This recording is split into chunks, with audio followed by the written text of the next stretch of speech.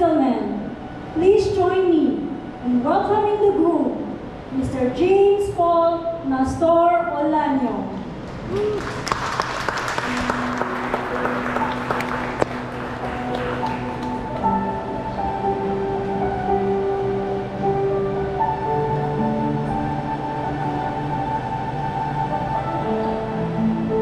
Let's extend a warm welcome to our distinguished group of best men, Mr. Mark John Mendiola and Mr. Graham James Santos.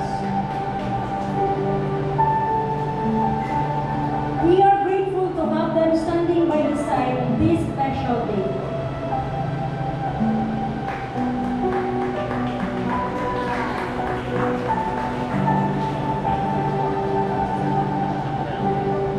With honor, let's welcome the parents of the groom, Mr. Arturo M. Olanio and Mrs. Maria Antoinette N. Olanio.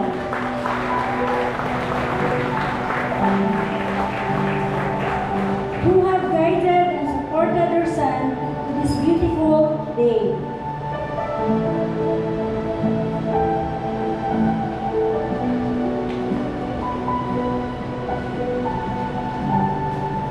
Now let's welcome our esteemed principal sponsors, Reverend Jose M. Dupale and Reverend Amalia A. Dupale. Let's give them a warm of applause.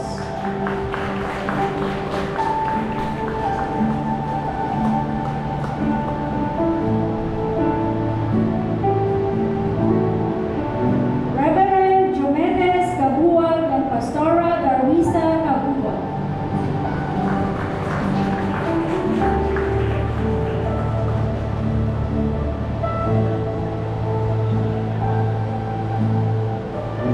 Mr. Reynaldo Morales and Mrs.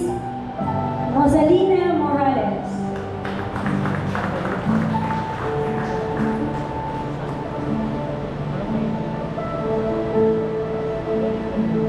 Mr. Renefredo Abayon and Mrs. Lucila Abayon.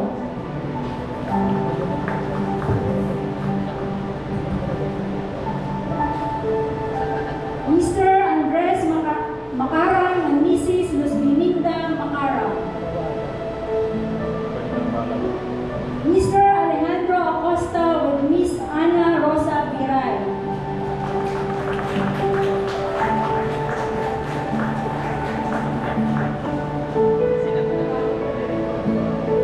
Mr. Greserio Labay and with Miss Leonor Samonte.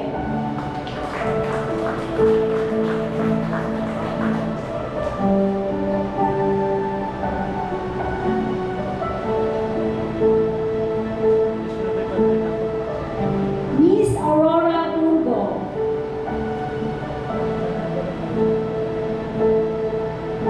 Miss Imelda Barro.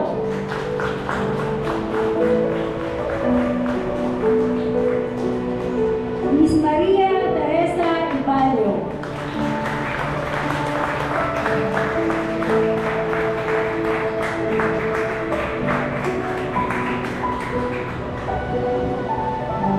Let's proceed to our secondary sponsors.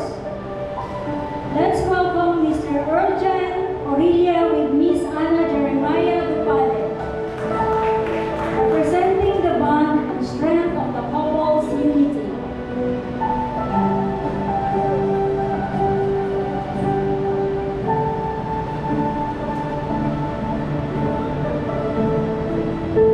For the male sponsors, let's recognize Mr. John Rian Banaag with Miss Justine Ann Olani, signifying the protection, sheltering love under God's guidance.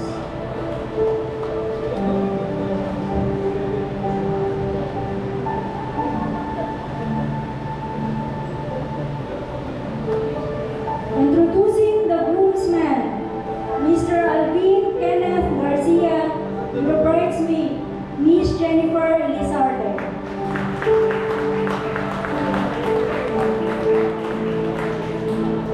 Who supports the bride and the groom with their friendship and love.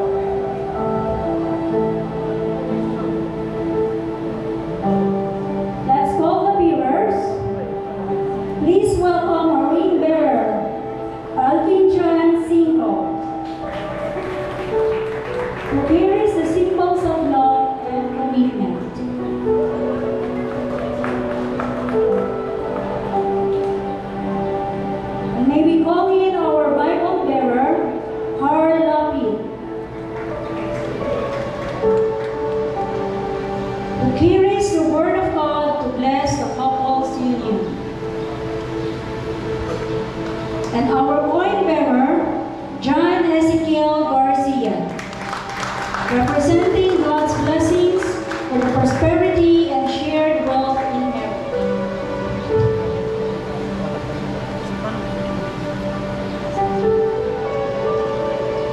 Please join us in welcoming our wonderful maidens, matrons of honor, Miss Arlie Mae Evardone and Miss Armian Aurelia with Miss Kenny Pearl Angelo.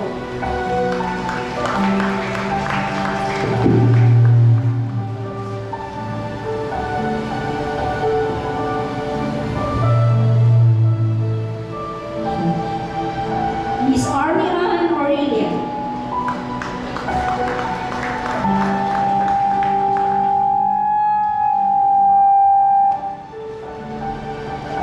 Miss Kenny Pearl Angelo. We are honored to have them share in the joy of this celebration.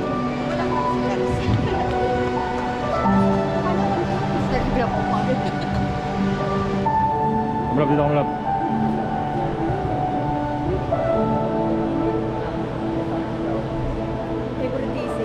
Ladies and gentlemen, let's give a round of applause to parents of the bride, Mr. Ramon M. Aurelia and Mrs. Amalia Basaliaje Aurelia,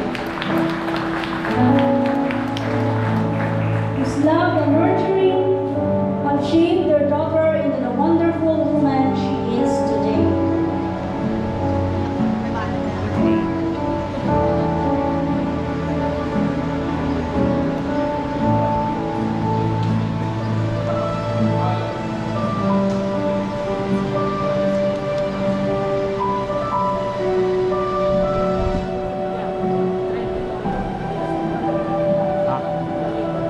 Hindi makita.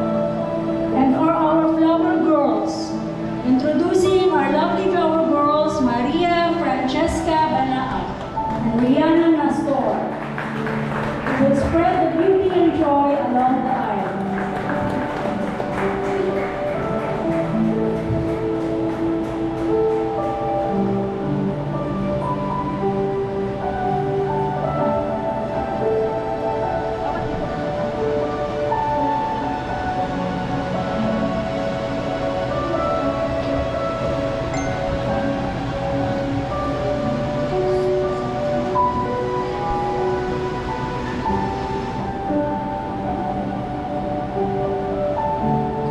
Ladies and gentlemen, let's all stand and please join me in warmly welcoming the radiant bride, Miss Ariel Basaliaje Aurelia. Let's give her a round of applause.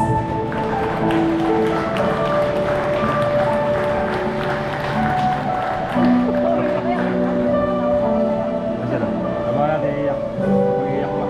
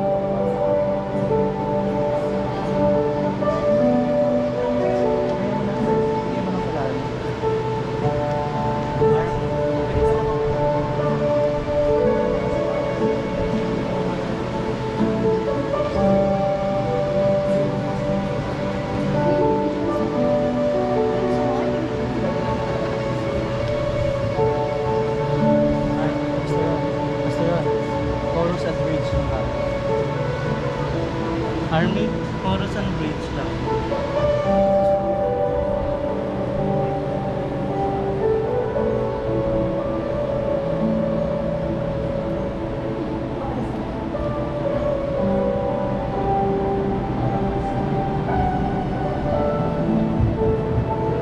Wala ba? Saan siya? Tago siya doon sa sinaso.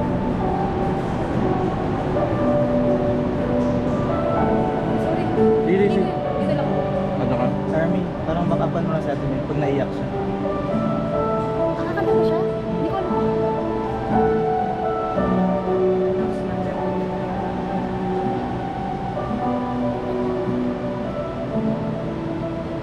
Once again, let's welcome the bride, Miss Arnel Masalyahe Aurelia.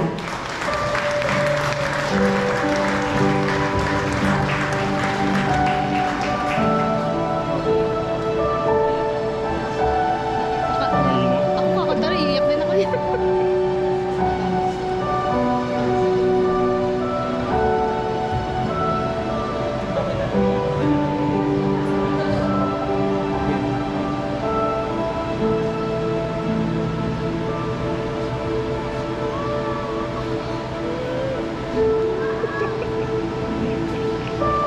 Wala akong tissue.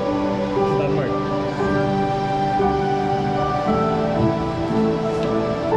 Iyak na ba natin, Ming? Oh, naka-on na ba yun? Yes, sir. Naka-on yun.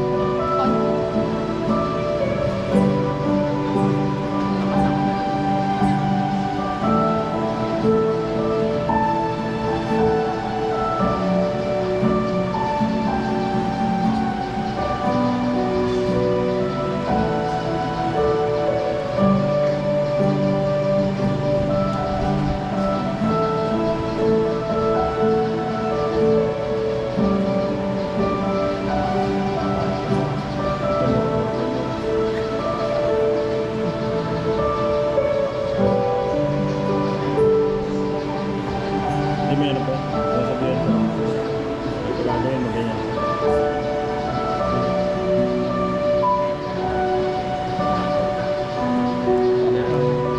Nakakala ko may lyrics eh.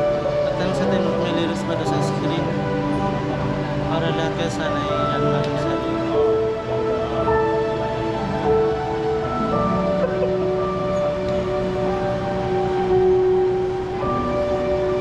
Hintay lang si Ate May kumanta. Wala dyan. Babasok na. Simulan mo niya.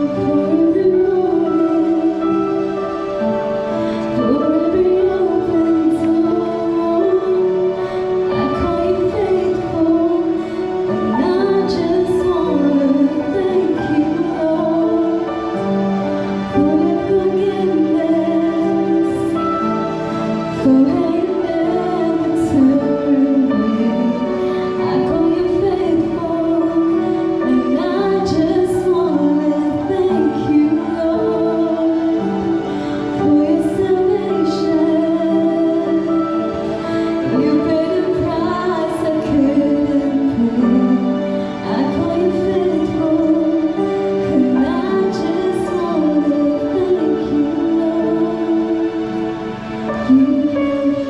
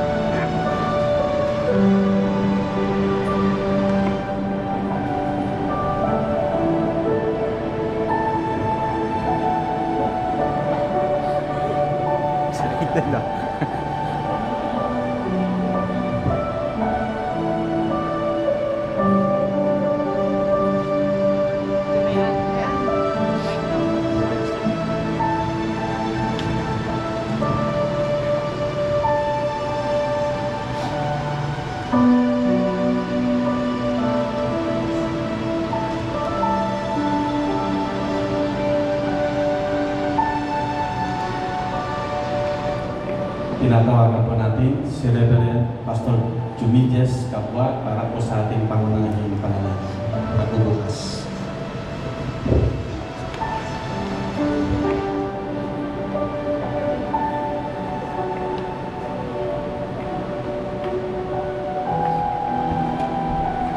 Tayo pong lahat ay yumuko at dumulog po tayo sa trono ng kagandahang loob at awa. Siyang nagbibigay ng lahat ng bagay sa atin. O Diyos naming amang makapangyarihan, sa iyong banal na trono, kami po ay nagpupuri sapagkat ikaw po ang nagbigay ng pagkakataon at araw na ito. Hindi lang po para sa amin, ngunit higit sa mga anak mo na mag-iisang dibdib sa araw na ito. Na alam namin kayo po ang nagbigay, kayo po ang naglakad, kayo po ang nag-orchestrate, Panginoon Diyos, kayo gumawa at nag-provide lahat ng mga pangailangan. Sa araw na ito, sabi nga po ninyo sa iyong mga salita, "This is the day that the Lord has made. Let us rejoice and be glad in it." So we will rejoice with them, Father God. And rest assured, Father God, na kami po, Panginoon Diyos, na kanilang mga pinili upang makiisa sa kanilang napakagandang araw ng selebrasyon ito, ay makikiisa, Panginoon Diyos, makikigala ng buong puso sa dalawang ito na magiging isa sa iyong harapan. Patuloy po ninyong gabayan ang bawat isa, patuloy yung banal na Espiritu na lulukop at gagalaw at mamumuna sa bawat isa. Lalo tigit, Panginoon Diyos, sa iyong lingkod na mamuna upang i-officiate ang kasalan ito. Sa Kanya, Panginoon Diyos, pinagkagawa mo po ang iyong kapangyarihan upang bigyan ng selyo, Panginoon, ang pag-iisang dibdib ng dalawang ito, Panginoon Diyos, na iyong mga anak. So we just celebrate with them and we glorify your name, O God. Dalangin po namin ito sa iyong pangalan, aming Panginoon Jesus. Amen. Salamat po, Reverend Pastor Nick. Sige po, maaari na po tayo magsipo. Saan tayo? Pabalik tayo. Tayo pala po.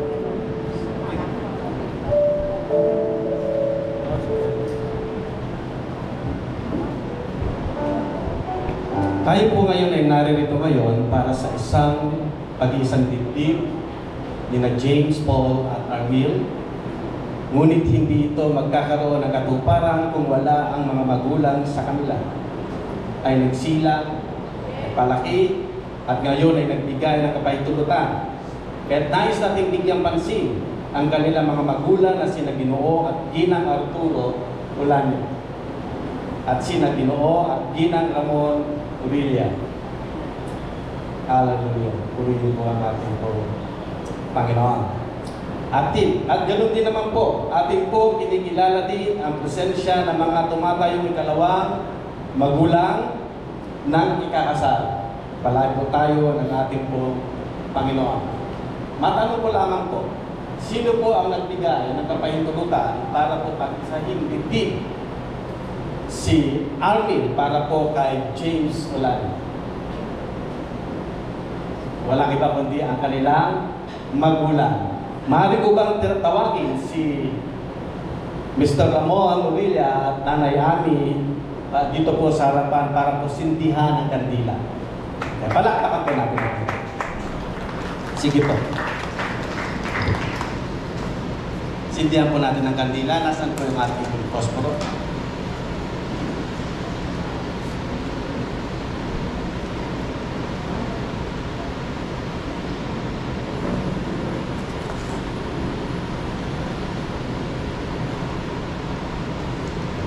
Ito po, sa gitna.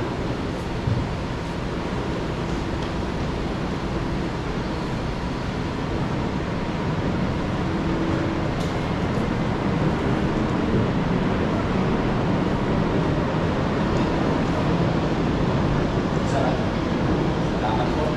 Okay po, palakpakan po natin sila. Okay, maaari po kayo mag-support tayo na. Okay, praise God. Hallelujah. Ito po ay simbolo ng paghingi natin ng liwanag mula sa banal na Espiritu. Pumapatubay sa ating pagdiriwang. Sabi po ng aklat ng Salmo 119, 105, sa wikang Ingles, "Thy word is a lamp unto my feet, and a light unto my path." Ang dalawang ilaw, ding ito ay simbolo na magkahiwalay na buhay ni na James, Paul, and Armil. Hanggang sa sandaling ito, ngunit sa pagpapasya nila na magsasama sa basbas ng banal na pag-iisang dibdib, sila ay mamumuhay bilang isa. Mamaya po, makikita natin at maunawa natin.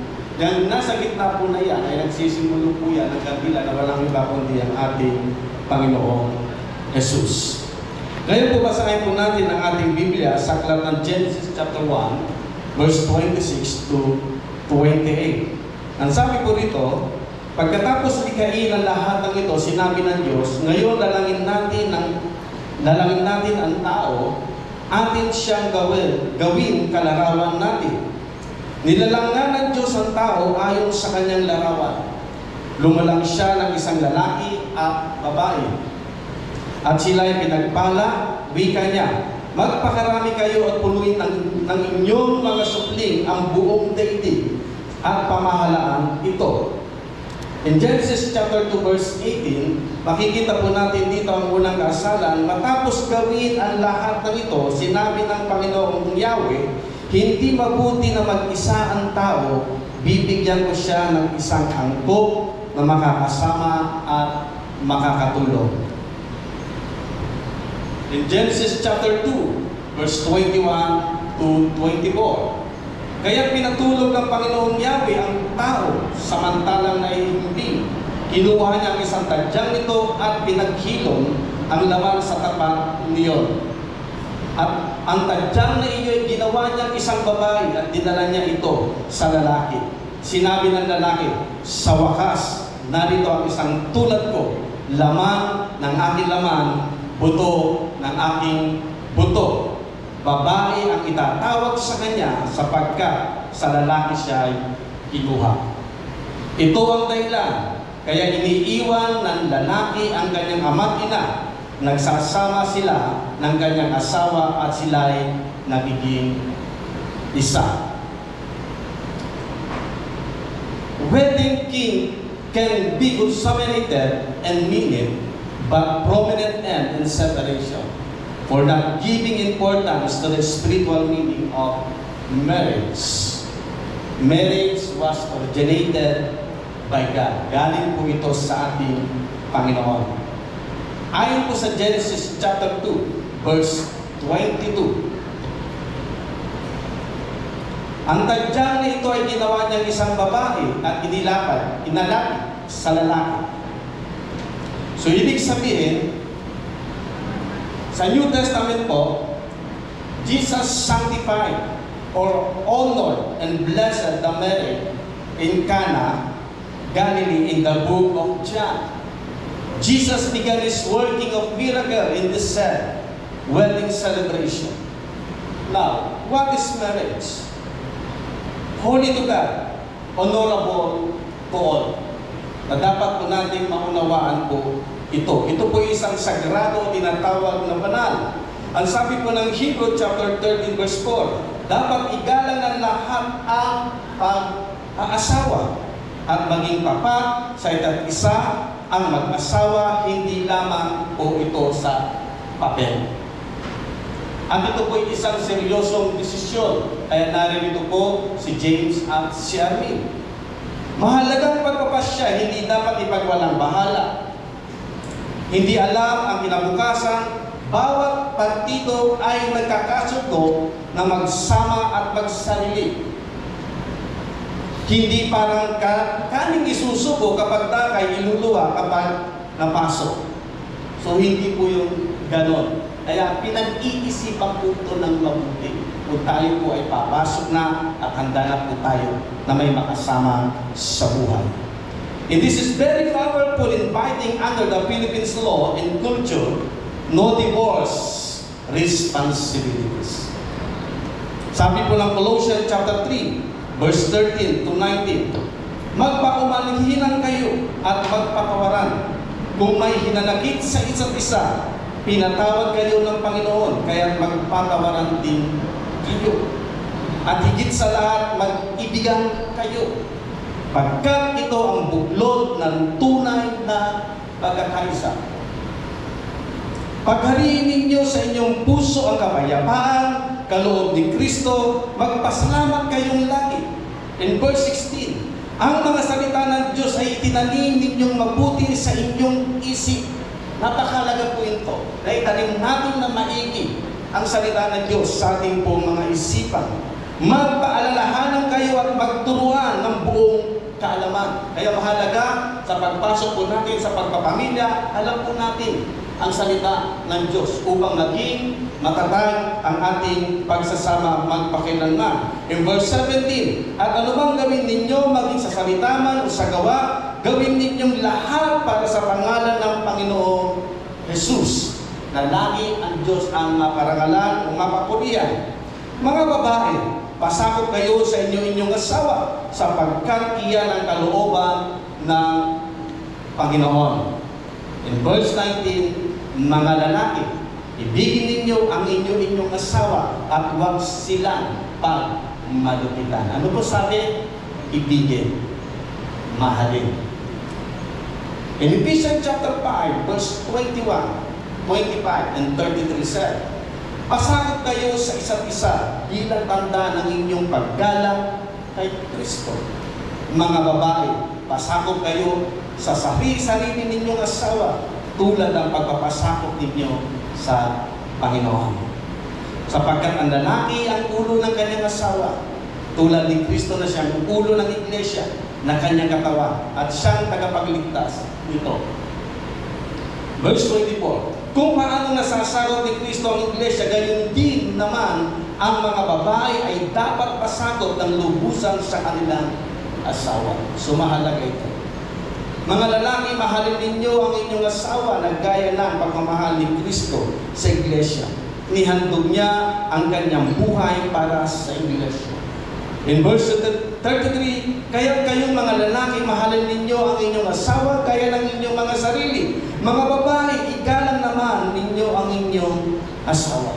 Tandaan po natin, kung alam po natin ang salita ng Diyos, magiging matatag po ang ating pong pagsasama sa kanya-kanya po natin asawa.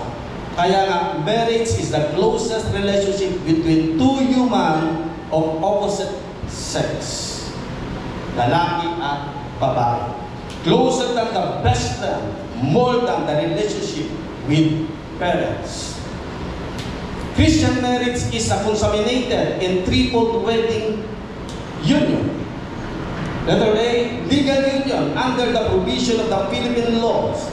So, napaka-very strong po nito. And next is spiritual union.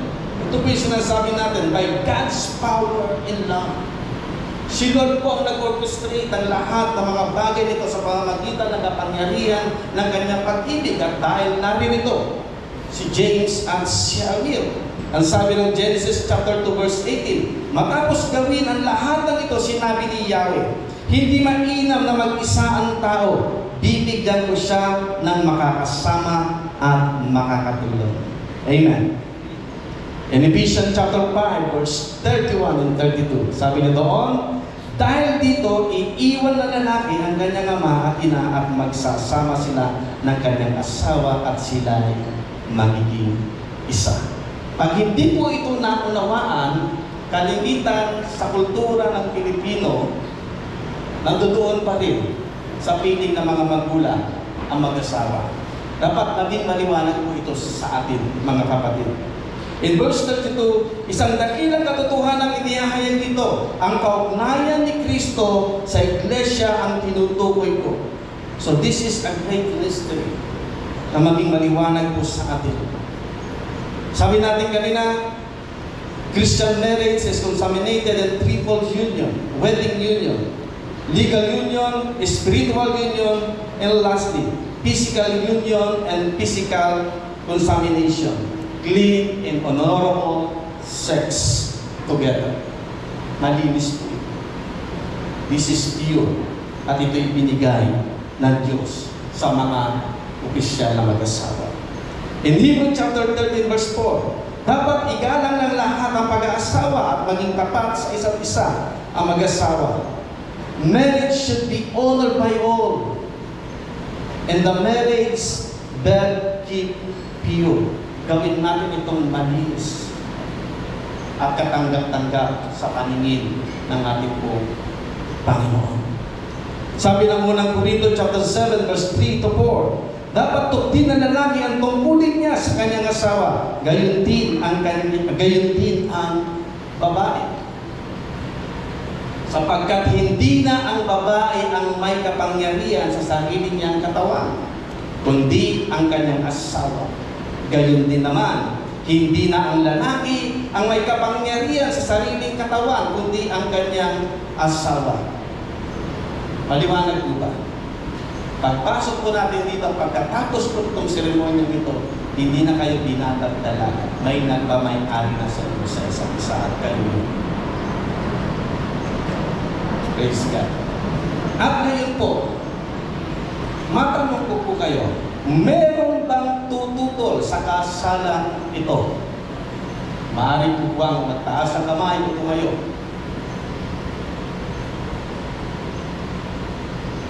So sa inyong dalawa, mayroon ba kayong nalalaman na sapat na dahilan upang hindi matuloy ang kasalang ito? Wala. Kung wala, tayo po ay magpatuloy. Praise God. Handa na kayo? Okay. Now, tayo kayo tumayo dalawa. Angel and James. Papasok po tayo sa sumpaan, vows. So matapos mo mapag-alaman ang kalooban ng Diyos sa pag-aasawa at pagpapamilya, lalaki, James Paul, tinatanggap mo ba si Arnil na iyo na ngayon ay hawak mo sa kamay ng iyong maging asawa? Hawak mo.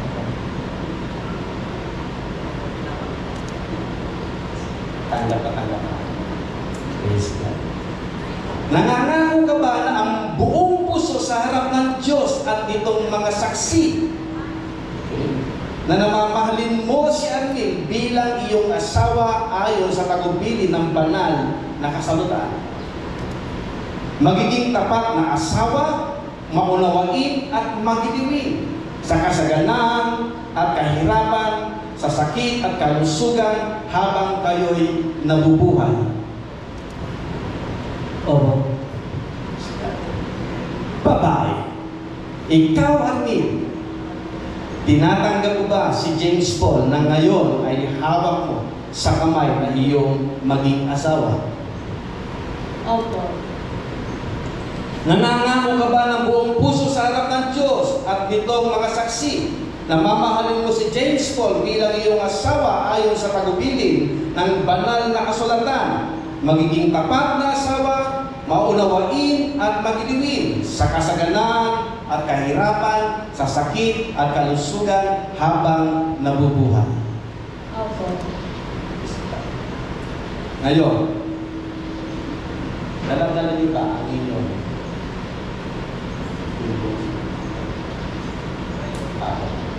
bago po kayo pumasok na ako, gusto ko pong marinig si James at si Arnil, okay, sa kanilang sumpaan, at meron po silang iniakda na sulat. Okay, so pakinggan po natin sila ngayon. Eye to eye.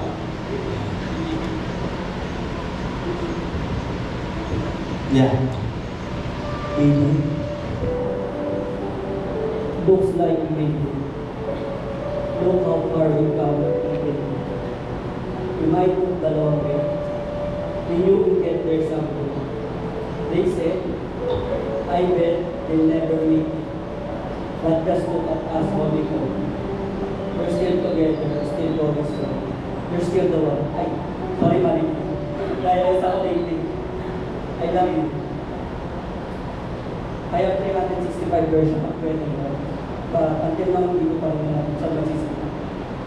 But I want you to know that I thank my God every time I remember you. If someone asks me, ano yung pinaka-paborito ko ng wedding? Is yung moment na sasabihin Pastor John na, James, you may not miss the wedding. Why? Because it means it's means that I'm going to spend the rest of my life to someone that I did great for a long time. You see the worst in me, and thank you for staying choosing me to be a part of you. I am truly grateful to stand by your side in front of everyone, as it is a testament to the blessing God has bestowed upon us. Baby, you are a true blessing. You are a true blessing to everyone around me. Through your love, I have witnessed the greatness of God. But thank you for helping me deepen my faith and to love God more than anything in this world. Thank you for being my perfect match. And I am grateful that the Lord sees us as a perfect match. You have become a safe haven, a place where I can spend the rest of my days. I assure you, there is no other place I'd rather be than in your loving arms. You have become a source of strength during my biggest moment, and I'm excited to spend the rest of my life with you, as you are the one God has provided for me. I am ready, Lord. I am ready. I am fully prepared with the Lord's guidance to embark on the journey and embrace whatever lies ahead of me, you, and our future peace. I promise you that I will choose you in 100 lifetimes, in 100 words, in any version of reality. I will find you, I will choose you, and I will love you. Before I end this vow, I want to share a verse that summarizes what I want to tell you. In the book of Luke says, "Entreat me not to leave you, or to turn back from following after you. For wherever you go, I will go, and wherever you lodge, I will lodge. Your people shall be my people, and your God is my God. Wherever you die, I will die, and there will I be buried. The Lord is unto me, and will also anything but dead parts. You will be, and I will be."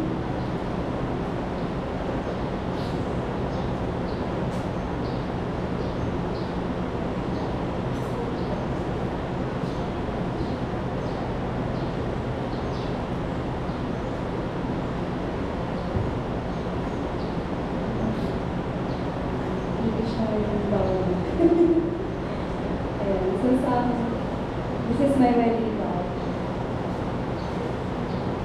And so, the scars that you have been through is very vital. It makes the outcome more meaningful and more beautiful through the grace of God. Sabi nga sa narinig namin kay Pastor Don, hindi nagkamali ang Diyos sa pagpili sa atin. Impression yun ni Lord para sa akin. It also speaks to me, sabi niya, submit to your husband. Submit to your husband. Quietly, this struck me personally. You know that I am one of the panganay sa bahay. Being an ate, lovingly helping lead and organize things sa bahay. Every time we have decisions to make, agreement to have, palagi, almost, always, gusto mo akin kasunod. Kasi ate ako. Sabi nga ng mga kapatid ko, mataray daw ako. Pero hindi ko yun totoo. Ayan. So I thought I always knew better. Akala ko lang pala yun. But with this, I think God is telling me to really submit to mine now. In a few moments later, husband, which God blesses the family who follows this because we are supporting the appointed head of the family. You always remind me to na huwag isipin yung mga bagay na hindi na dapat isipin. So I think talagang bagay tayo.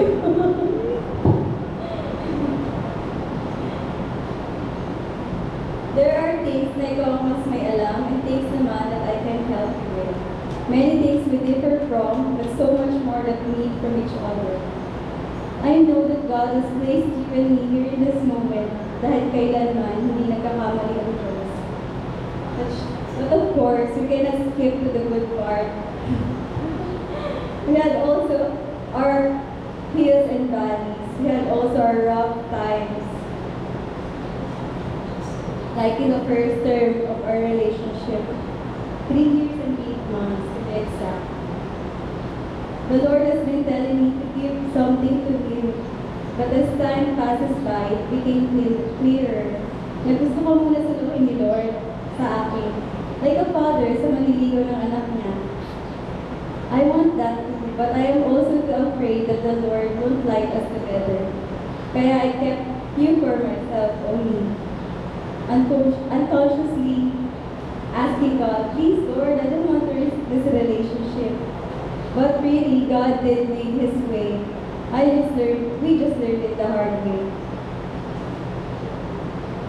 One night, yung first time natin mag-away. Ayun. When all emotions are high, when we exchange truthful hidden issues ng heart natin sa isa't isa. And that was the very first time we fought. Moments before that, I asked God, praying to God. Sabi ko, Lord, ito ba talaga yung hinihingi mo? Lord, kung ayaw mo na, ayoko na. Binibigay ko na yung gusto mo. Those were the words I would never want to say kasi alam ko matagal na sa akin gusto magbigay kay Lord ko. Kasi sobrang hirap sa akin. But I said it finally. I gave it to my rescuer, my fortress, that night. But I thought, magkakausap tayo, magkakaayos. However, in the exchange of words, it kept adding miles and miles apart between us. And that very night, my prayer was answered. Granted, rather, we broke up. It's just like that. The Lord granted our prayers because we natin. Like my surrender to the Lord. But I also realized I was so foolish to ask of that and I responded to that. But still, it made me cry the whole night.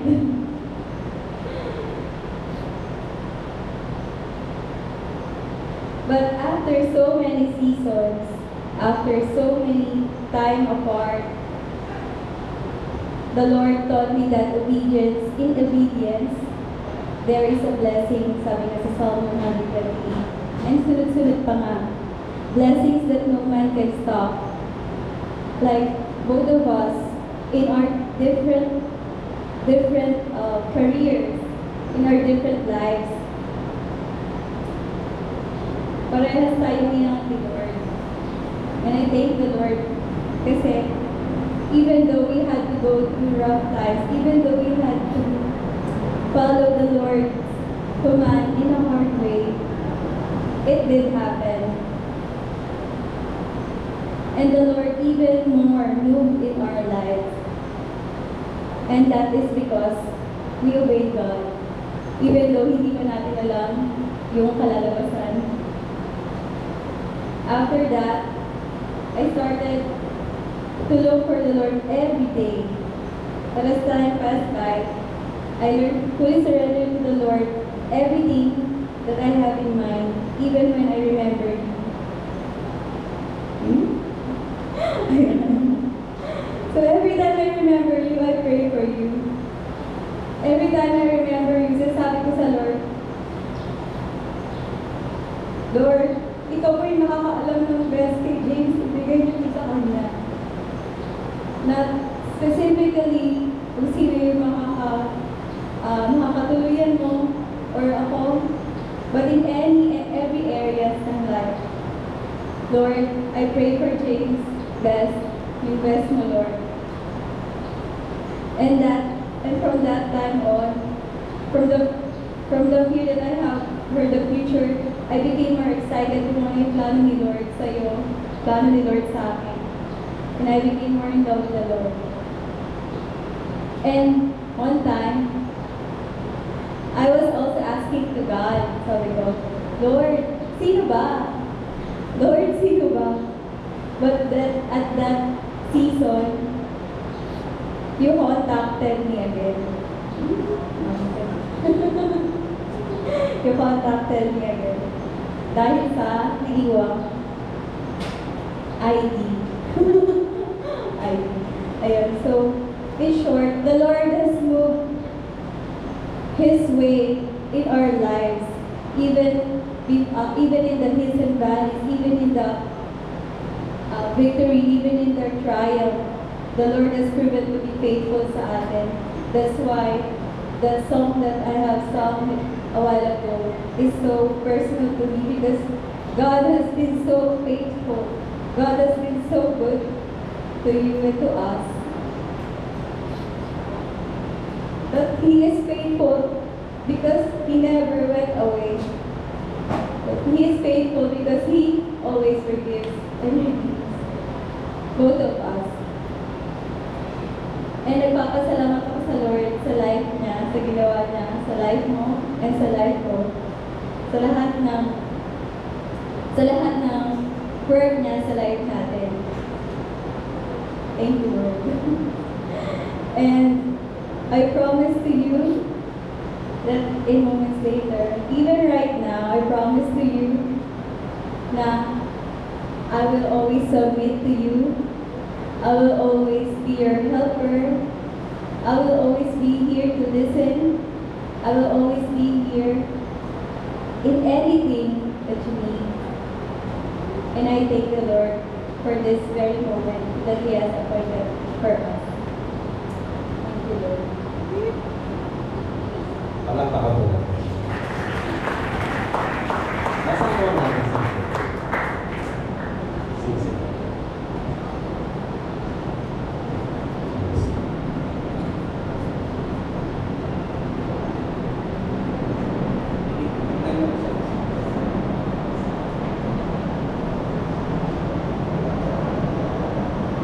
Ang singsing po ito,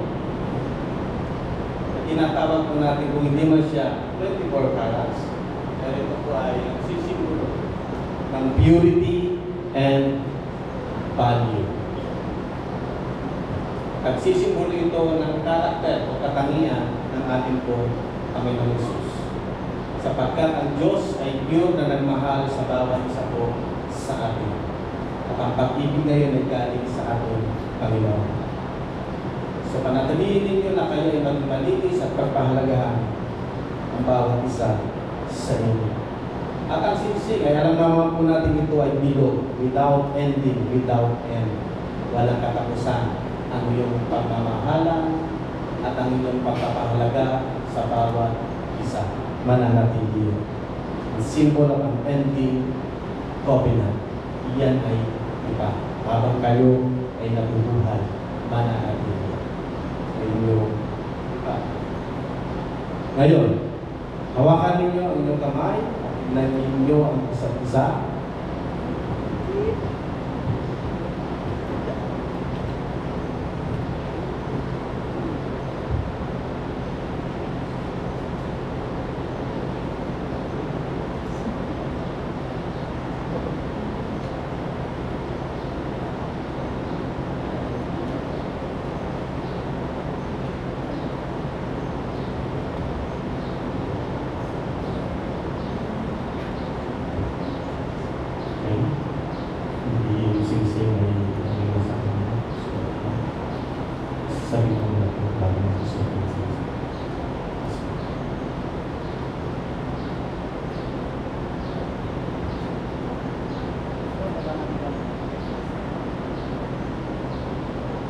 Ang singsing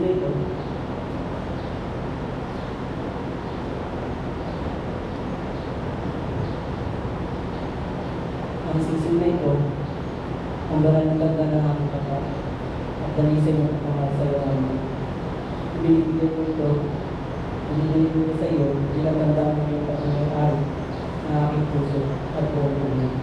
Ako sa iyo lamang at pag-ibig.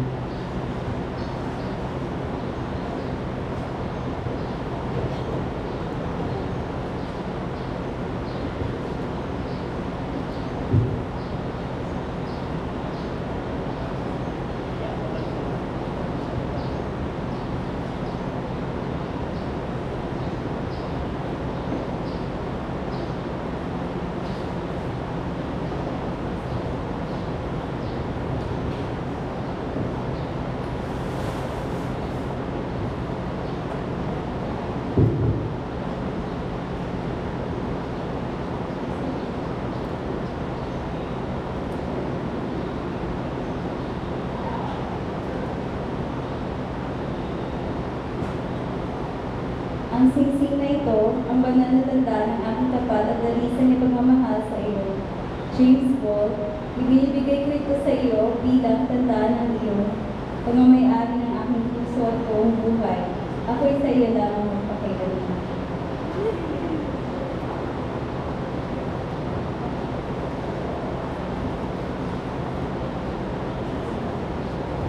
Nasaan po ang ating pelo?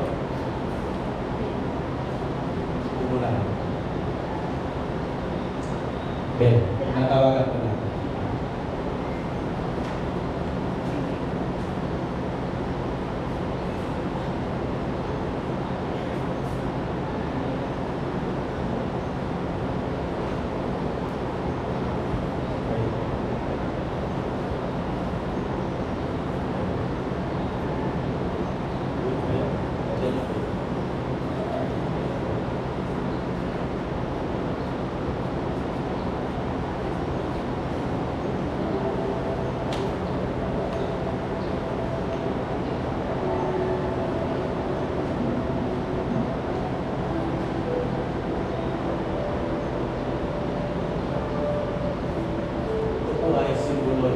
Poverty.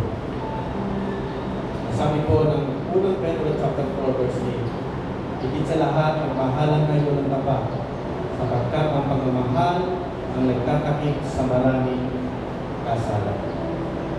Ito'y simbolo ng pag-ibig kung saan yan yung covering weaknesses and omission. At laging malooban ng pag-uunawaan. Ayan. Tinatawagan ko po yung board.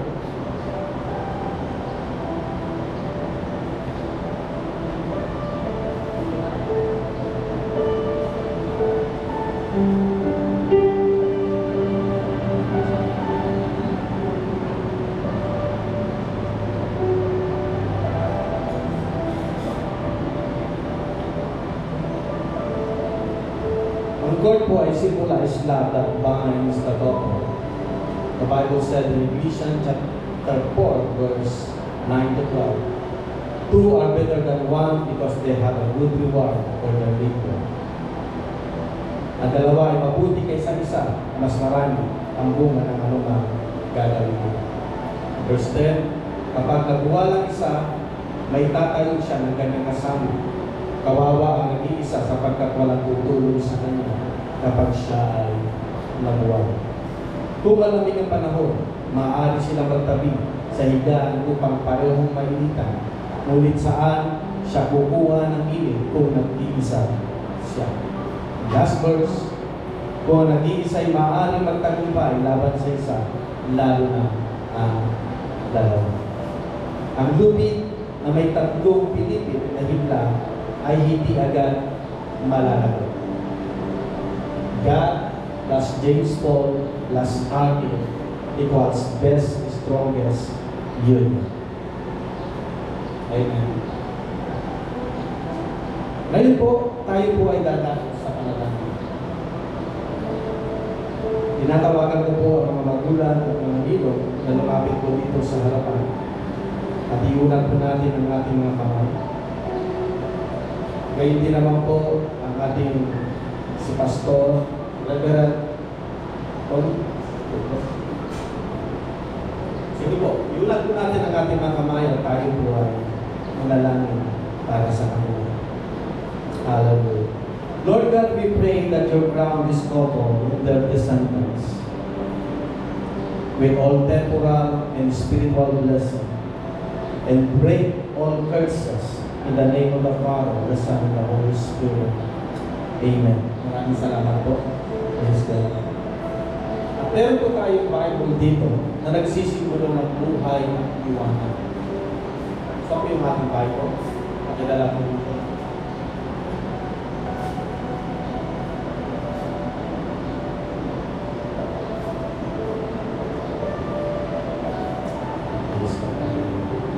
So ang Biblia po ay simbolo ng buhay at simbolo ng buhay.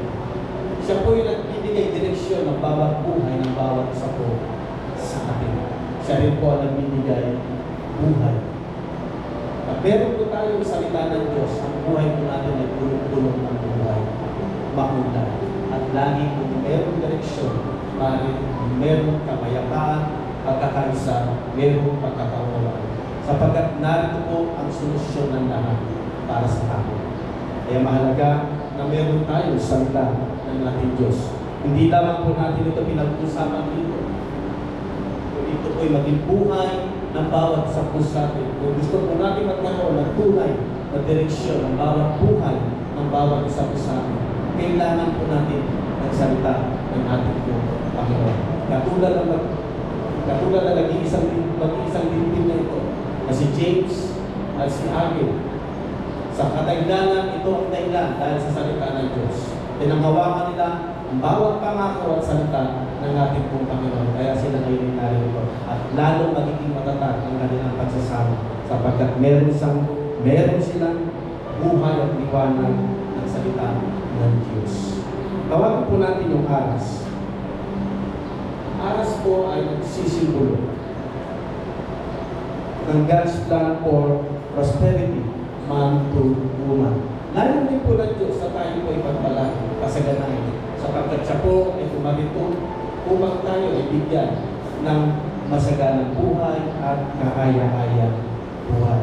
Kaya kayo ay patuloy na pagpalain ng ating Panginoon. Ngayon po, tinatawagan po ulit yung sa bill, sa or, yung tabel, natanggal na po natin. Tatayin po natin si James at si Abel para po sa signing of contract of marriage. Mamaya na, yan lang ang okay. So, di po ito. Okay.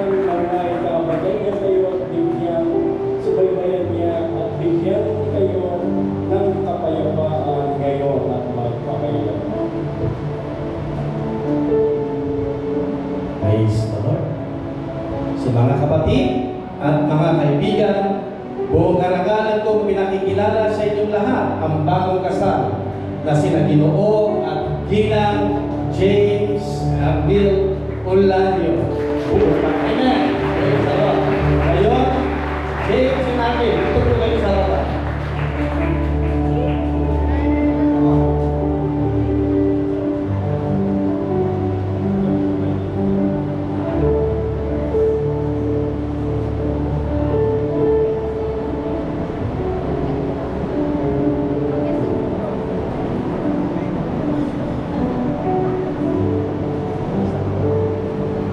Tingin sa isa't isa. James, Alvin, ngayon ikaw ay lisensyado na at siya ngayon ay asawa mo na. Maaari mo lang halikan si Arvin. Praise the Lord. Depende sa iyo yan. Nasa sa iyo yan.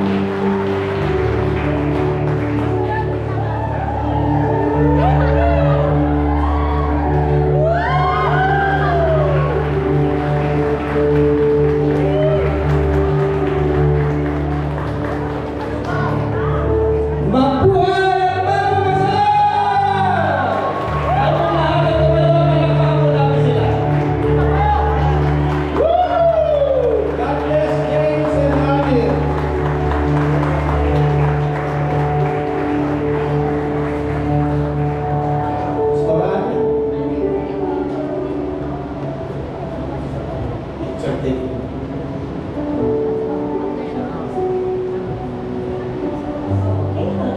salvation po.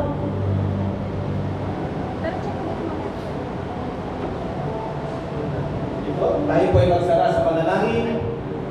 Yeah. Dakilang Diyos, maraming salamat sa iyong kabutihan at katapatan sa aming buhay.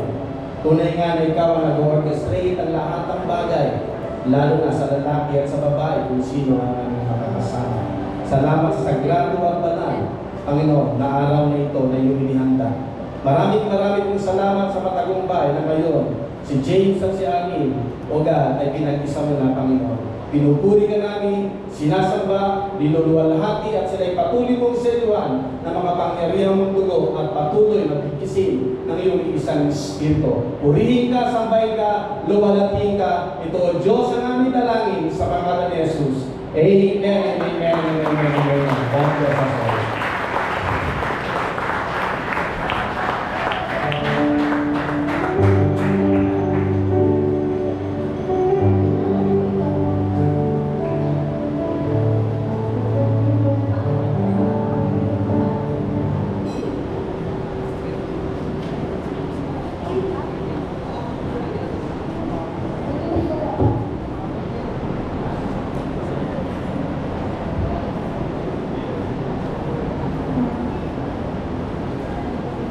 I request everyone to please sit down. Thank you.